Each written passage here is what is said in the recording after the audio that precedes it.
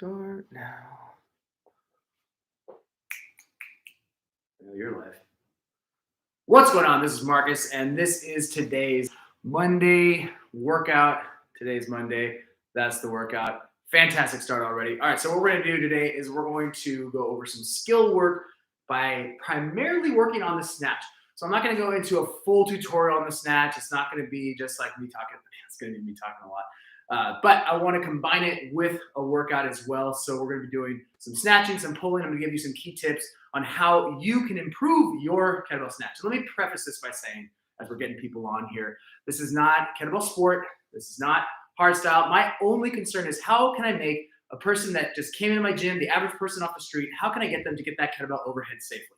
I don't care about how it looks, technique, or anything like that. I want to make sure that I do care about the technique. I want to make sure everything looks perfect in terms of how it feels. I want to make sure that they can get that bell overhead safely and effectively. That's the only thing that matters to me. From there, we can go over all the nuances. We can go over how much of an overspeed on the downswing. We can go over, foot position, stagger position, everything else. But the most important thing is how can they get that bell from the ground to overhead as safely and effectively as possible. Okay, so let's start with that.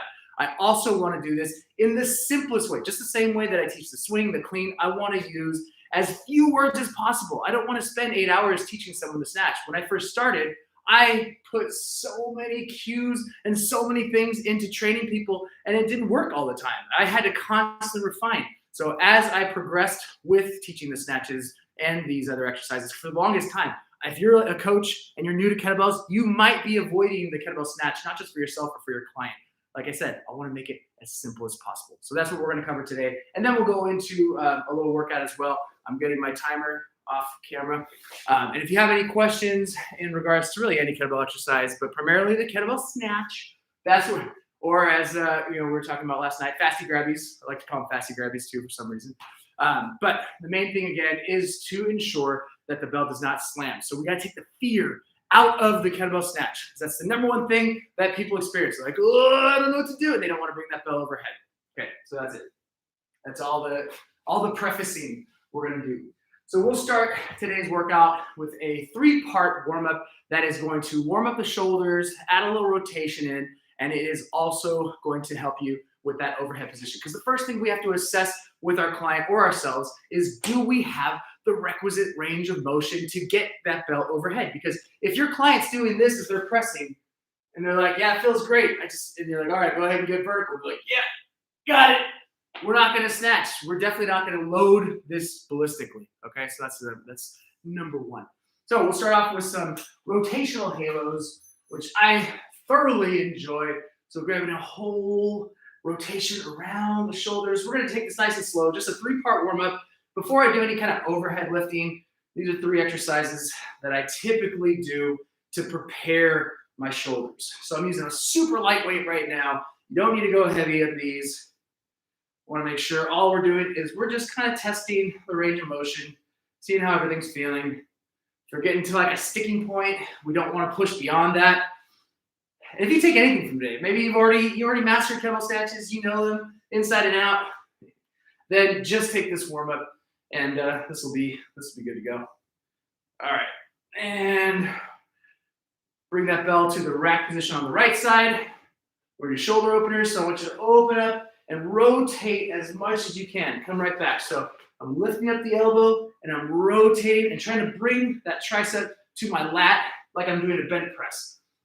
So just decrease the range of motion if this is new for you. So even if it's just lift that shoulder, bring it back, that's totally fine. Otherwise, if you want to get a little bit more of that thoracic rotation, that upper back, lower back, some hips, this is an awesome one. I do these multiple times per week. And another side. So we start off with those rotational halos, right into the shoulder openers. Today we're going to work on the kettlebell snatch. So again, not a full tutorial, but at least get you started. So for those of you who are brand new to kettlebells, this is going to be a fantastic introduction into the movement. For those of you who are coaches and maybe you haven't really been able to get your client to do the snatch, you're at the right place. All right, let's bring that bell overhead. So we're going to overhead marches. So bring that bell overhead. So again, first thing we have to assess, does your client, do you have the ability to get that bell overhead without trying to drive your hips forward? If that feels good, let's add some marches, so a little bit of movement, making sure that forearm is nice and flexed. You just kind of play around with it. So if kettlebell snatches are new for you, let me know down below. Say, sure. No. I want to make sure that we're helping the right people here, helping everybody with some ideas on how you can improve your kettlebell training.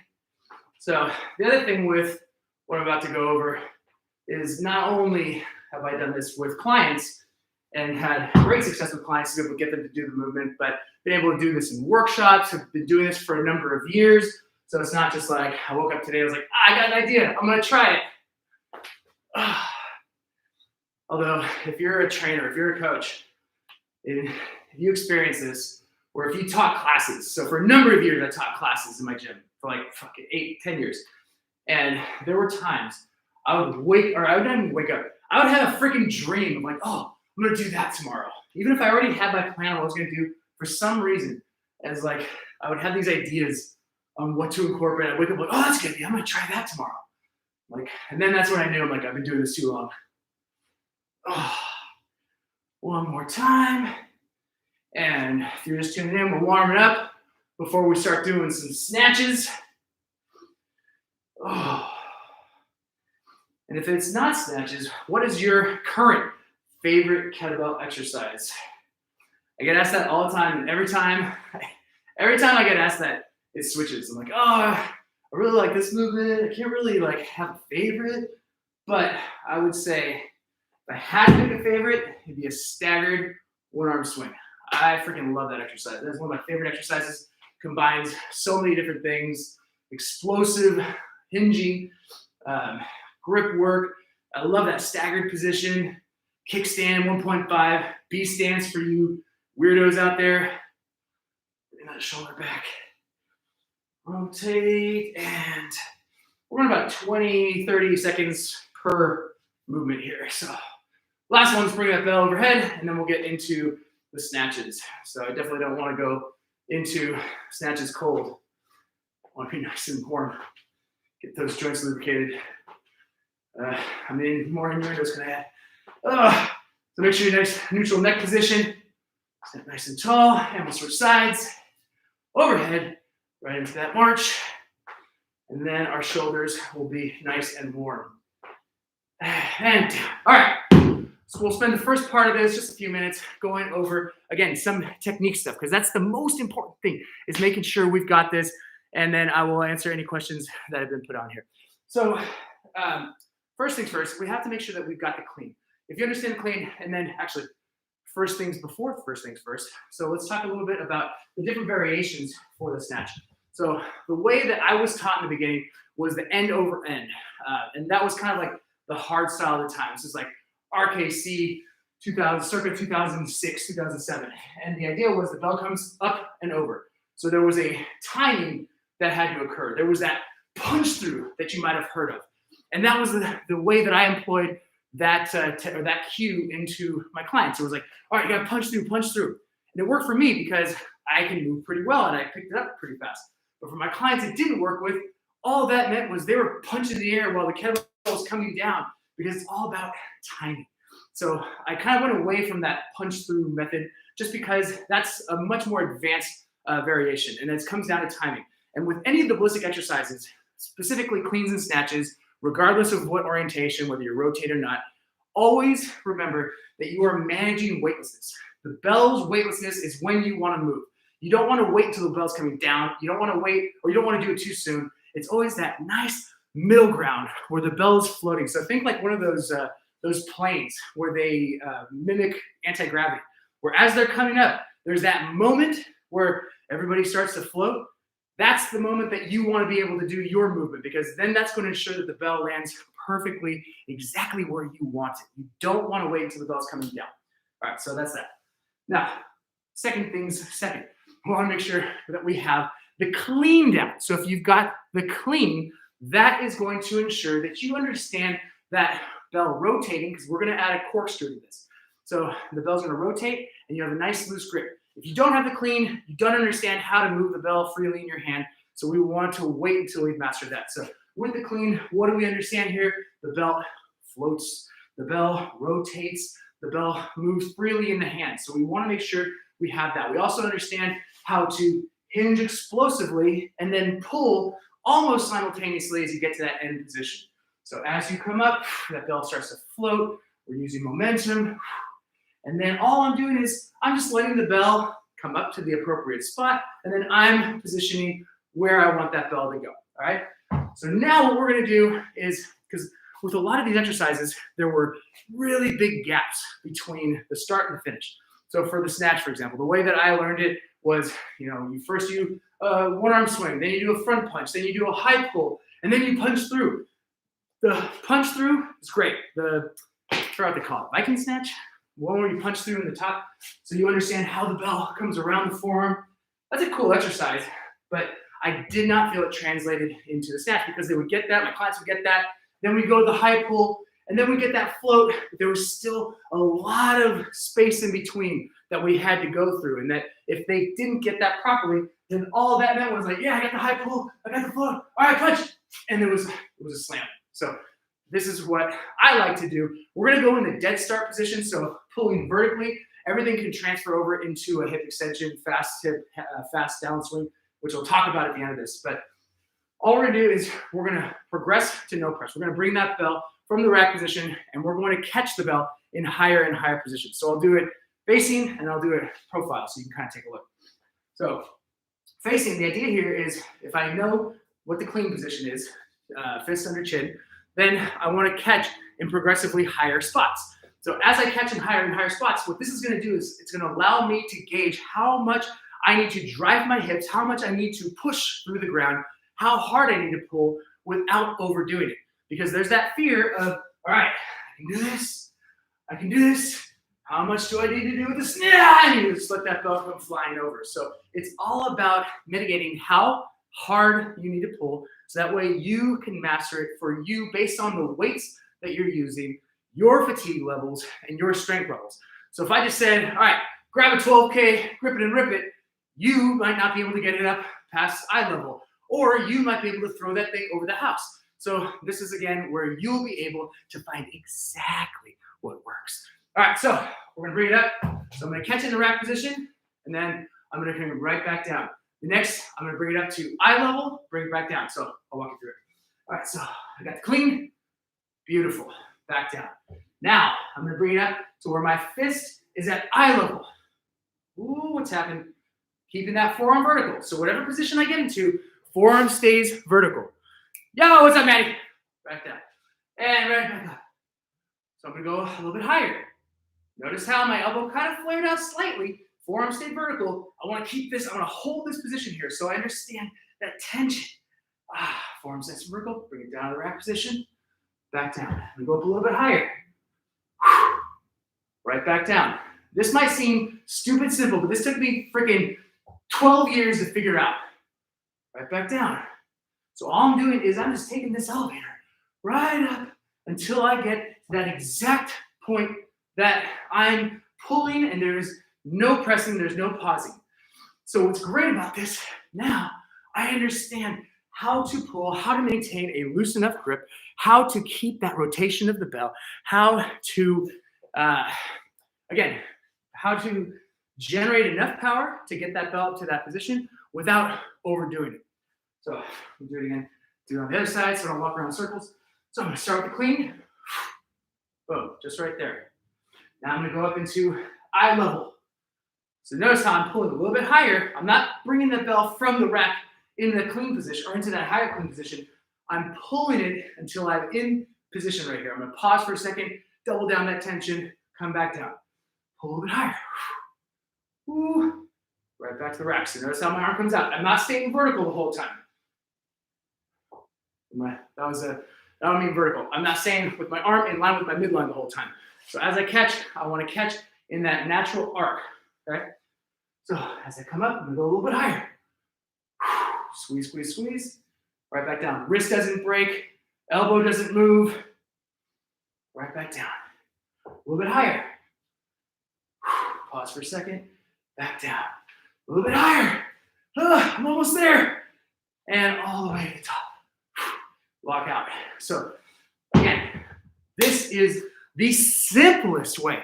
Again, it might seem so stupid simple, but it works 60% of the time, works 100%. No, 100% of the time it has worked for my clients as long as they understand the clean. Because what's great about this, just the same way I like to teach the swing with a lot of steps in between, is this allows you to kind of go to your level. So if you're getting the clean, like, all right, awesome. And then you start going a little bit higher, like, okay, I feel great. Let's keep going, Marcus. All of a sudden you go a little bit higher. Oh, whoop, let's bring it back down.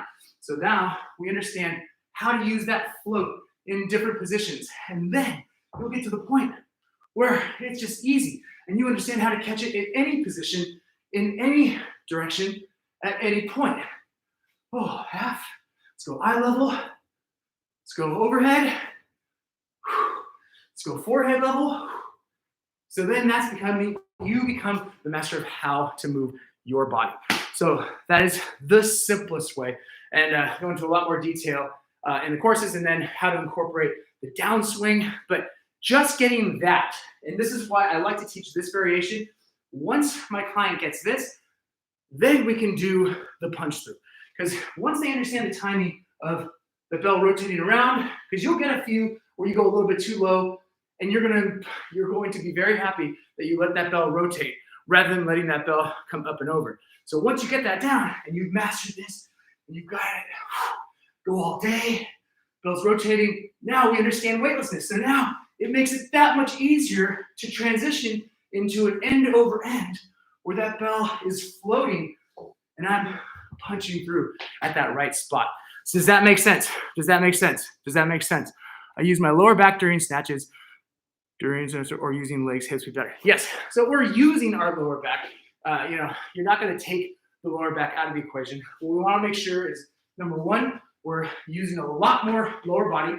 We're using quads by driving through the ground. We're using hamstrings and glutes by driving hips slightly back. So I don't want to be in such a high hinge. Remember, it's not kettlebell sport. We're not trying to go as purely efficient as possible. I'm driving back and down. So I'm going to incorporate a little bit more quads. I'm keeping enough intra-abdominal tension, that tension throughout my entire torso, my entire core. So as I come up, it's going to help balance out the load. So if I'm not thinking about it, and even if I'm keeping a little bit of tension and I'm just letting that bell swing back, that's all lower back, that's all momentum. So I want to actively push through the ground as that bell comes up. So if I do it real slow, as I push up, push, this is where most of the power is coming from. And then from that power, it's going to transfer into the weight, just naturally floating up. Okay, so there's going to be some pull there, obviously, but I don't want you to think just trying to rip it off the ground. It is driving through the ground. It is a primarily lower body exercise that you just happen to also pull and make sure you have stability in your shoulder, entire shoulder complex, to be able to hold that bell overhead safely. So don't think just lower back. Alexander from Ukraine.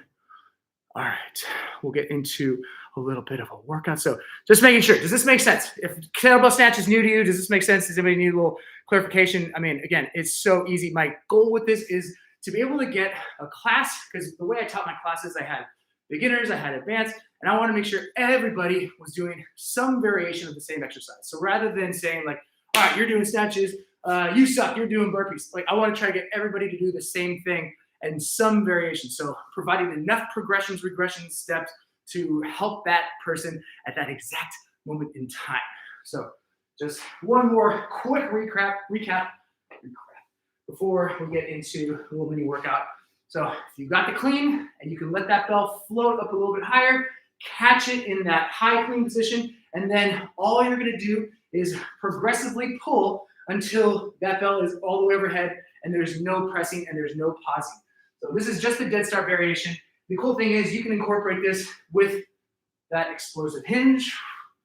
And as long as you understand the clean, keeping that bell tight to the body, the same rules apply. We're going to just catch it a little bit higher, a little bit higher, a little bit higher, and then back to the right position. So for most new people, I like to do half snatches. or you bring that bell back to the rack position. So that way from here, it's a lot safer than from up here. And then as you progress, then you can start doing the full snatch where that bell is dropping down.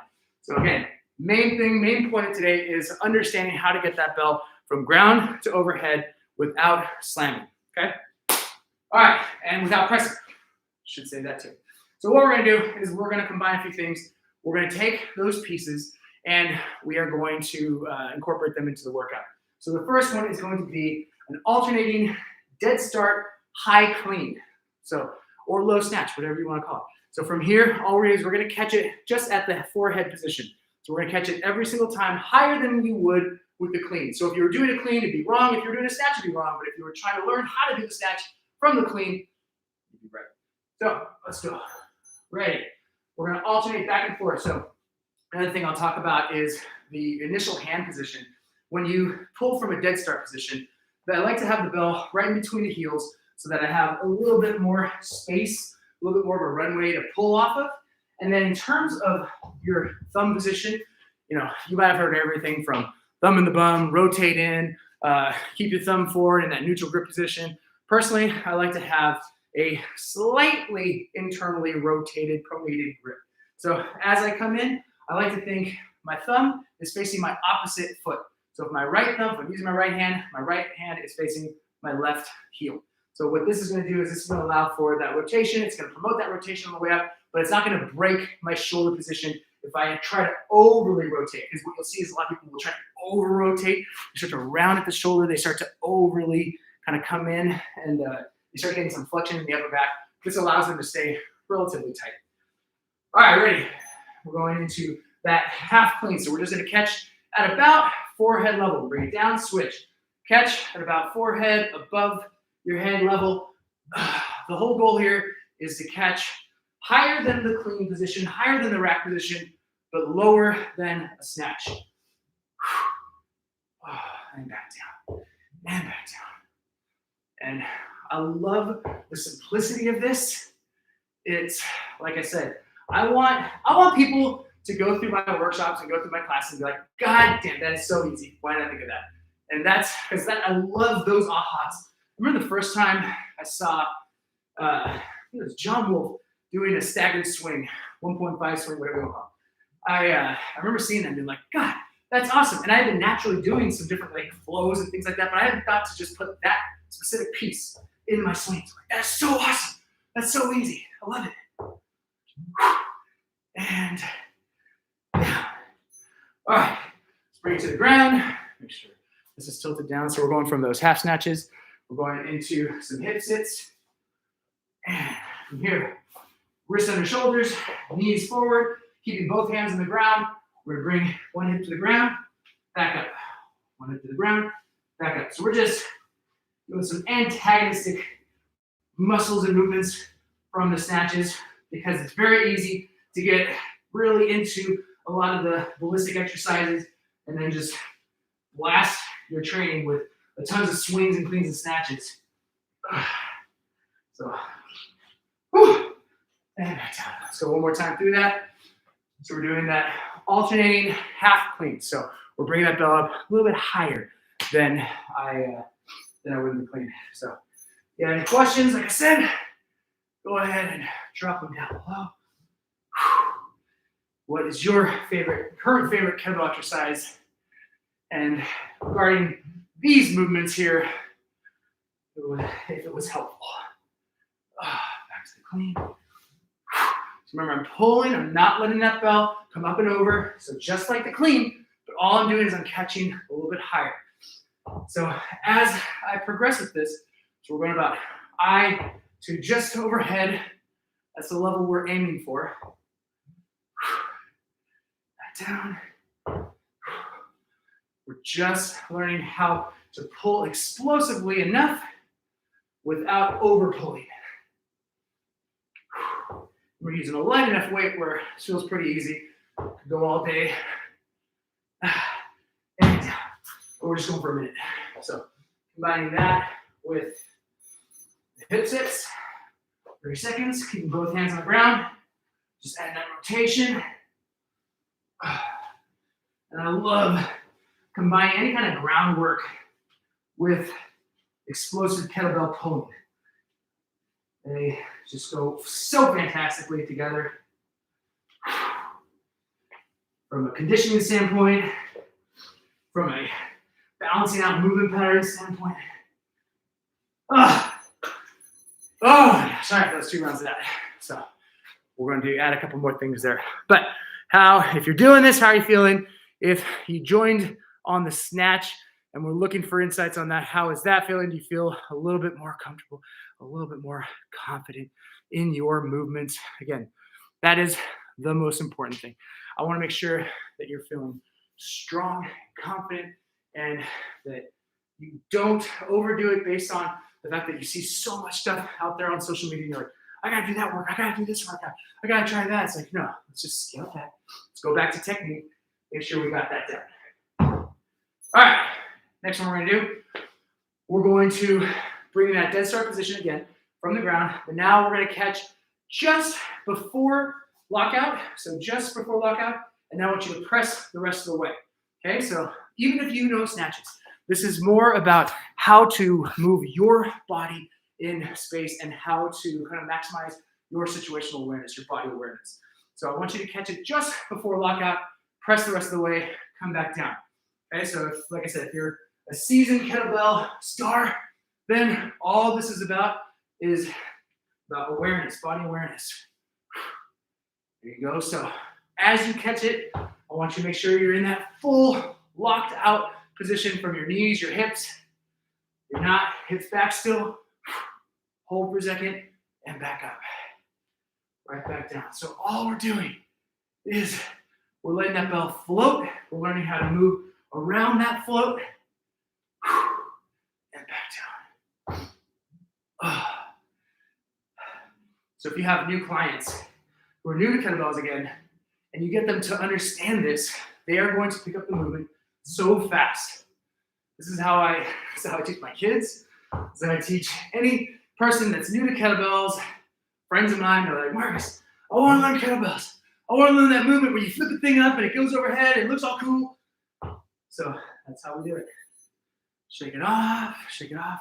We're gonna grab that bell, we're gonna turn upside down. We're gonna go into a goblet march just for 30 seconds. And bring it up from right here, hold it up. So now I can make this a little bit harder by holding it out further in front of me if it's a very light bell. Otherwise, once your upper arms parallel to the ground, and go. Good job. And bell down. Let's do that one more time. So we're going just to right before lockout and then press it up. So again, all this is we're taking the absolute kind of basic piece of the snatch and just kind of focusing in on getting that bell from ground to overhead without stopping, without slamming, without pressing, and feeling comfortable and confident in the entire process. So from the ground up, as I drive through the ground explosively, as I pull, as I let that bell float around the forearm, as I time that weightlessness. So these are all pieces that I want to think about until I don't have to think about them anymore. Managing our breath, managing that tension. And back up. And down. And let's go into those goblet marches and then finish off with some snatches. Full-blown snatches.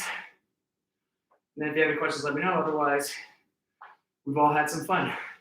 I've had some fun. You've had some fun watching me freaking sweat and get out of breath using a 12K.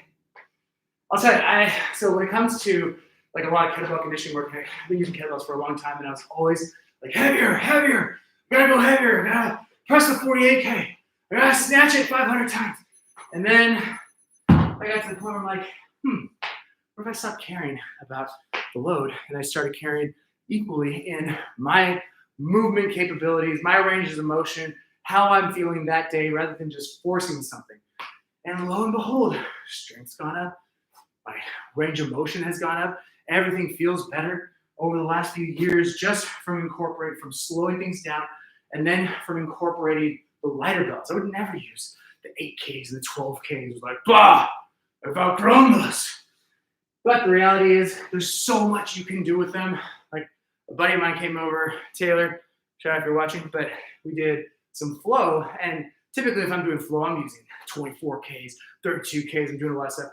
Did the 12K for 2 rounds of 10 minutes. Yeah, that was plenty. All right, last one we're gonna do. We're gonna do a half snatch.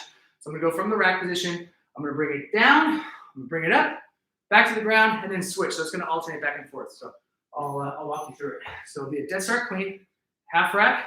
I'm gonna go down, pull, that same thing. So here's where you can utilize what you just learned. If you're not used to that, keeping that belt tight to the body, let it float, and then find the appropriate height based on the weight you're using. Down to the ground, switch. Full half rack snatch. So out, pull up, right back down, switch. So I like this one because it's very easy for beginners. Once they've kind of mastered that position, they understand how to get that bell overhead safely. But they can always scale it back. So let's say they bring it up, they're like, I got this. And they start to bring it up too fast. I go, oh, nope, let's go a little bit lower. All right, perfect. So you can be in charge of how hard you pull. You could be in charge of how high you go. So it's a dead start clean, right into that half snatch, back down, switch. And you can kind of get into this. It's not flow, but you can get into a flow with this combo because it's very natural to just go back and forth. I mean, not very natural if you're not used to kettlebells. That's very weird. But with a light bell, man, you can go for minutes. So this is some kind of great skill conditioning, which is a way that you can practice these different skills, but you're still getting a workout in. Last one. Oh, and time. All right, that was like 2 minutes. So that's how I like to at least start the process of snatching, because that helps me, again, just a recap, it helps me learn how to keep that bell tight to the body. It helps me learn how to keep an excellent grip. It helps me understand how much power I need to put out to get that bell to the appropriate height without overdoing it and slamming the forearms. Because you slam your forearms once, you're like, snatches aren't for me, I'm good, switch into other exercises. But if you can practice that kind of progress to no press where you're cleaning it up, you can even press between each one so you make it a full workout. And it is a phenomenal way to understand how to get that bell overhead. So again, hope that was helpful. Let me know if you have any questions. I'll stay on for another couple of minutes, but no pressure, no pressure. And if you enjoyed, let me know. If you watched this whole thing, shout out to you. I probably wouldn't have. No, I'm just kidding. I would have. But when it comes to kettlebells, again, my goal is just to keep things as simple, even though I'm very into flow and doing a lot of different types of exercises, exploring what I can do with the kettlebell. The goal is the same, to simplify things. Not simplify to the point where I'm only doing a couple different exercises or minimalizing my training. I like variety. I like exploring. I like doing different things.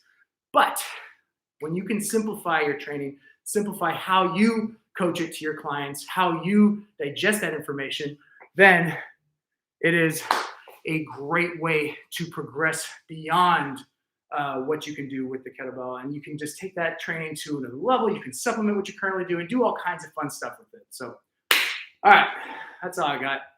Hope that was helpful. If it was, let me know down below. And if you have any questions, you can just slide into my DMs and I will be happy to help. So I will catch you all later. Let's end that one. And I will